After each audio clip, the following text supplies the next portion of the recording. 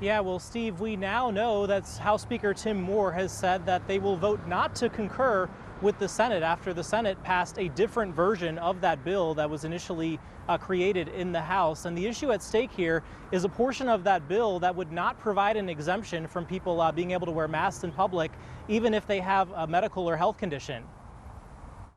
Renee Nixon doesn't leave home without a mask. That's right, we got a match. She has a whole collection ready to go in her purse. The pink one is today. Renee says what started with health concerns during COVID led to her continuing to wear them indoors, worried about her allergies and anxiety. Even though a lot of people are not wearing masks, it also helps with my mental health because I get slightly anxious when I'm with large crowds of people. It's why when she saw state lawmakers pushing for an anti-mask bill, I was insulted. I felt that I was being attacked, that my rights were being taken away from me. HB 237, called the Unmasking Mobs and Criminals Act, is aimed at cracking down on masked protesters in the wake of demonstrations over the war in Gaza by making it easier to prosecute people trying to hide behind a mask while committing a crime. They're saying, we don't want you to go out and throw a brick through a glass window of a business or break the law in some way.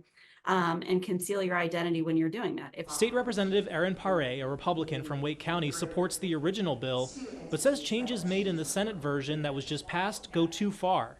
She's worried that the bill now doesn't include exemptions for people who want to wear masks for medical or safety reasons. She says she's been getting calls from constituents and will be urging other lawmakers to vote against it unless the medical exemption is put back in. Any person, for whatever reason, should be allowed and have that right and freedom to go out in public, to the grocery store, to a drugstore, wherever, and mask up. As for Renee, she has a message for those who would try and take her mask away. Are you paying for all of my medicine or anything? If I get sick, where are you? And if you're not going to pay for any of that, then how about you stay out of my mask situation, okay?